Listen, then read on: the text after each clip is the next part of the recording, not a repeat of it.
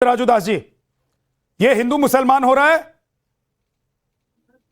या भारत में बैठे कुछ लोग इस देश को इस्लामिक राष्ट्र बनाने के प्लान पर काम कर रहे थे? सरकार सो रही थी या समाजवादी पार्टी का संरक्षण मिल रहा था? पहले तो विद्यानाथ झा जी बहुत बहुत साधुवाद, आभार, धन्यवाद कि बहुत ही गंभीर और महत्वपूर्ण विषय पे आपने इस चर्चा में हमको जोड़ा है। दुर्भाग्य है कि झांगुर बाबा के कृत कार्य पर अभी तक जो माननीय समाजवादी पार्टी के प्रवक्ता महोदय बोल रहे थे, उनके माननीय राष्ट्रीय अध्यक्ष जी का एक भी बयान नहीं आया। मुझको समझ में ये नहीं आता है कि जिस प्रकार से इस्लामिक आतंकवादी, इस्लामिक व्यक्ति अगर इस्लाम की कट्टरता को बढ़ाता है, आप देखिए कि किस प्रकार से धर्मांतरण गैंग कार्य कर रहा था, बलात्कार से लेकर, बेविचार से लेकर और हिंदुओं को ही धर्मांतरण कराने का कार्य और कृत्य किया जा रहा था। उस पर कोई ट्वीट नहीं, कोई जवाब नहीं, कोई चर्चा नहीं। आपने सवाल पूछे तो वो आ गए वोट चोरी, तमाम विषयों पे सपा बसपा कांग्रेस की बात आने लगी। नहीं, इसमें सपा बसपा कांग्रेस की बात है, यह बात है कि हिंदुओं का धर्मांतरण, लव जिहाद और जिस प्रकार से उनके साथ बेविचार, वो जो 69,000 वाले शिक्षक भर्ती वाले हमारे छात्र लतियाए जा रहे हैं सरकार द्वारा, वो हिंदू नहीं है क्या? इन्हीं को बोलने दिया हिंदू जाए। महाराज जी, वो हिंदू नहीं है क्या महाराज जी? इन्हीं को बोलने दिया जाए। उसके लिए आप हैं, पक्ष में कुछ बोल दीजिए।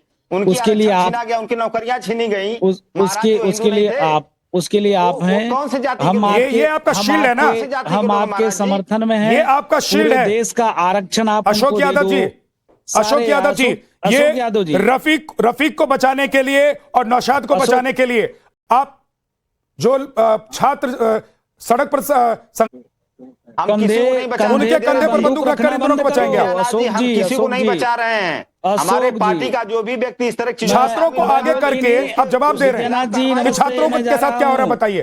पहले आप ये बताइए कौन है अभी? या तो रुक जाइए अशोक यादव जी, मुझे आने दीजिए वापस। मैं जा रहा हूं। अगर आपके दोनों नेता हैं तो उनके बारे में डिटेल में बताइए, नहीं तो राजू दास जो बोल रहे हैं सुनिए उनको। नहीं, उतना समय मेरे पास नहीं है। मैं यहाँ बैठकर किसी की बकवास सुनने नहीं आया हूँ। मैं अपनी बात रखने आया हूँ। दुर्भाग्य है कि सनातन पे जब बात आता है, हिंदू पे बात आता है, तो विकास, रोड, सड़क, नाली, खरंजा पे बात तुरंत उतार देते हैं, आरक्षण पे उतार देते हैं। आरक्षण दे दो ना, पूरे आरक्षण दे दो सबको। हमको आरक्षण से कोई लेना देना नहीं, हमको आरक्षण नहीं चाहिए। सब आरक्षण दे दो ना। तुम्हारी सरकार थी, तुम इतने दिन तक मुख्यमंत्री थे, तुम केंद्र में कांग्रेस के साथ थे, क्यों नहीं दे दिए? दे देना चाहिए था तुमको। हम काहे के लिए उसमें रोकने जाए? क्या लेना देना है हमको? विषय है कि हमारे हिंदू माँ बहन बेटियों की इज्जत लूटा जा रहा है, बलात्कार किया जा रहा है, धर्मांतरण किया जा रहा है और मुसलमानों को छोड़ा जा रहा है। ऐसा क्यों? ये मुसलमान प्यार क्यों? ये मुसलमान से लगाव क्यों? ये इस्लामिक आतंकवादियों से लगाव क्यों? ये इस्लामिक आतंकवादियों से इतना प्यार क्यों? ये आतंकवादियों से इतना स्नेह क्यों? दलित समाज के ऊपर इतना अत्याचार क्यों? आप कोई पिछड़े समाज के हिंदू हमारे पीडीए के लोगों की नौकरियां क्यों छीनी जा रही हैं? तुम हिंदुओं को बांटने का काम करते हो, तुम हिंदुओं को बांटने का काम करते हो। मुसलमानों में भी पिछड़े हैं, मुसलमानों में भी दलित है, मुसलमानों में भी अल्पसंख्यक है, उस पर भी चर्चा करो ना। मुसलमान ओवैसी जूता लेकर स्वागत किया था, उस पर भी जवाब दो ना। ओवैसी जब बोलता है तब उस पर जवाब नहीं दे पाते हो। ओवैसी जब बोलता है, ओवैसी राजू दास जी ओके जब बोलता है। सर मैं अशोक यादव जी मैं फिर कह रहा हूं, आपको पीडीए पर डिबेट करनी है, आपको छात्रों पर डिबेट करनी है, मैं कर लूंगा। उस पर भी जवाब नहीं दे पाएंगे, मैं बता दे रहा हूं आपको। सब पे जवाब हम लोग देते हैं, जवाब नहीं दे पाएंगे। जिस मुद्दे पर बुलाया डिबेट करने के लिए उस मुद्दे पर बोलिए सर। ये छात्रों को ढाल मत बनाइए, पीडीए को ढाल मत बनाइए। अरे पहले योगी सरकार के अधिकारियों का सस्पेंशन करवाइए। योगी सरकार के अधिकार का सस्पेंशन होगा कि नहीं होगा पूछ लूंगा मैं। सस्पेंशन पहले जो सवाल आपसे पूछ रहा हूं उसका जवाब है तो बताइए। आपके पास सवाल का जवाब है? करवाइए। आपके पास इन दो नामों के सवाल का जवाब है? जो धर्मांतरण, इन दो नामों के सवाल का जवाब आपके पास है? करवाइए। इन दो नामों का जवाब आपके पास है? नहीं बोलेंगे। सौरभ मालवीय, इनके पास जवाब इसलिए नहीं है क्योंकि अभी तक ये लोग डिफेंसिव थे। ये लोग कह रहे थे कि उसका घर क्यों तोड़ दिया, परेशान हो रहे थे। हिंदू मुसलमान कर रहे हैं, हिंदू मुसलमान कर रहे हैं, हिंदू मुसलमान कर रहे हैं, या मुसलमान हिंदू बनाने के चक्कर में था सबको। और हिंदू राष्ट्र बना, मुस्लिम इस्लामिक राष्ट्र बनाने के चक्कर में था, और संरक्षण समाजवादी पार्टी का मिल रहा था क्या? देखिए विद्या जी, सबसे पहले तो सपा मुखिया को बाहर आकर और देश और जनता से और उस परिवार से क्षमा मांगना चाहिए। सबसे पहले यह कार्य उनको करना चाहिए।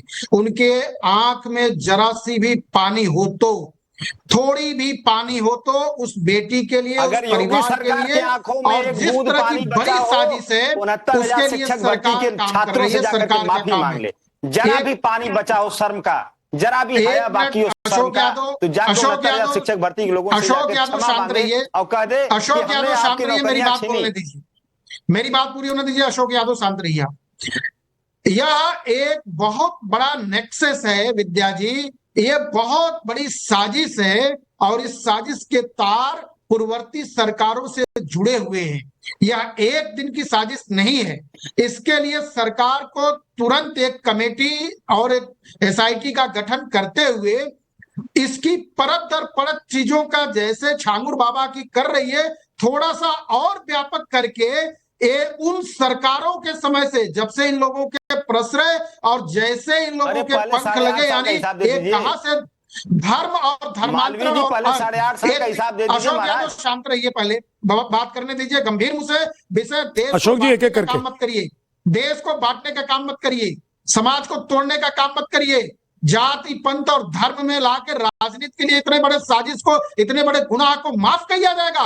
एक लड़की के साथ कैसे कैसे परिवार के साथ 4-4, 5-5 आदमी को, उस बेटी को बेचा जा रहा है, शर्म नहीं आती? और बोलते हो कि उसके बचाव में कि न्याय काम करेगा, देखेंगे, शर्म आनी चाहिए आपको। टीवी पर बैठ के राजनीति करते हो, शर्म से इतना चिल्ला रहे हैं, शर्म आपको आनी चाहिए, शर्म के साथ बात करिए, लड़की के साथ खड़ा होइए। चाहिए जो आपके घर में लड़की नहीं है, आपके घर में बहन बेटी नहीं है, लोगों का उत्पीड़न कर रही है, बहन बेटी नहीं है। सरकार 8.5 साल पाला नहीं, सरकार किसी की, आपकी सरकार ने पाला पोसा कि नहीं? सबसे पहले, आपकी सरकार ने धर्मांतरण करने वालों को पाला पोसा कि नहीं पाला पोसा? संरक्षण दे रहे आप उन अधिकारियों के भाजपा नेताओं को क्यों छोड़ रहे हैं? आपके अंदर अगर जरा भी मानवता बची हो तो सरकार से सवाल करिए। इस पर क्यों आपके अंदर की मानवता नहीं है, आपके अंदर न्याय की जरा भी अगर न्याय का एसेंस बचा हो तो आप उस योगी सरकार के अधिकारियों का, नेताओं का नाम खुलासा करिए। पार्टी से जो निकालो, अभी विक्रम सिंह साहब, पूर्व डीजीपी साहब अभी कह रहे थे, उनकी बातों को आगे बढ़ाने की हिम्मत गिरवी रखने का काम कर रहे हैं, सत्ता में बने रहने के लिए तुष्टीकरण का काम कर रहे हैं। अशोक जी, डीजीपी साहब ने कहा कि अशोक जी, नेताओं की संलिप्तता इसमें है। सौरभ मालवीय एक सेकंड आप रुक जाइए। सौरभ मालवीय ठीक है, रुकिए सर, ओके। अशोक जी, अशोक जी, विद्या जी एक बात बहुत महत्वपूर्ण है, कंप्लीट कीजिए।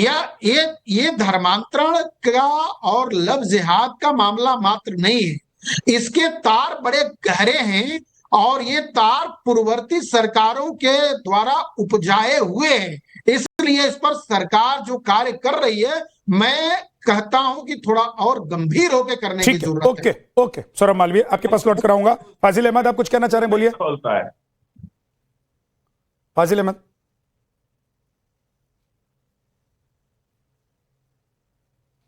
फाजिल अहमद आपको मेरी आवाज आ रही है? आप कुछ कहना चाह रहे हैं, बोलिए। हाँ, मैं, देखिए विद्या जी, आप सुबह सुबह इतना गुस्सा में आ गए, हम बड़ा चिंतित है आपके स्वास्थ्य को लेकर के, कि इतना ज्यादा आप चिंतित हो जाए।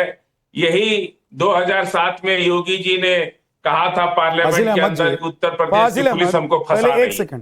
तो पुलिस तो फंसाती है ना, पुलिस तो जिसकी फंसाती है बोलेंगे नॉन स्टॉप रेडियो हो जाइए, आज जिसकी सरकार रेडियो की तरह बोलते जाइए। रुकिए, कितने बजे सो के उठते हैं? 1 बजे सो के उठते हैं। आपकी सुबह 1 बजे होती है क्या? हम तो अभी और आपकी सुबह तभी होती है जब छांगुर बाबा का केस आता है, तभी आप जगते हैं, तभी आपको दुख होने लगता है, परेशान होने लगते हैं, शरीर ठीक रहेगा तभी आप परेशान होने लगते हैं। फाजिल भाई, मेरी तबीयत की चिंता मत कीजिए, देश की तबीयत की चिंता अगर आप लोगों को होती तो छांगुर के खिलाफ खड़े होते।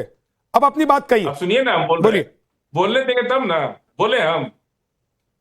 देखिए, यही योगी जी 2007 में पार्लियामेंट में जाके कहे कि उत्तर प्रदेश की पुलिस हमको फंसा रही है, तब मुलायम सिंह यादव मुख्यमंत्री थे।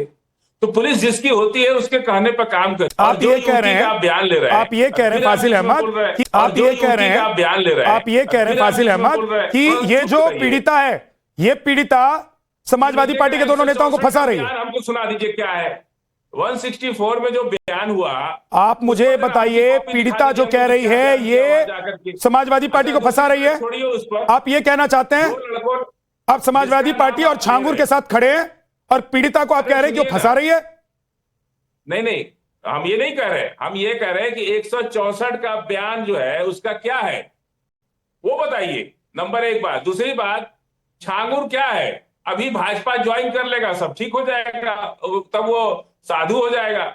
छांगुर कुछ नहीं है, वो अभी बीजेपी ज्वाइन कर ले, कल से सारा मामला ठीक हो जाएगा। कौन बीजेपी ज्वाइन करेगा, कौन कांग्रेस ज्वाइन करेगा, आप एमआईएम ज्वाइन करेंगे या नहीं करेंगे, मुद्दा ये नहीं है फाजिल भाई। मैं पूछ रहा हूं कि समाजवादी पार्टी का अगर संरक्षण इसको मिला हुआ था, समाजवादी पार्टी के नेता अगर इसमें शामिल थे। भाजपा की सरकार में समाजवादी का संरक्षण कौन देता है?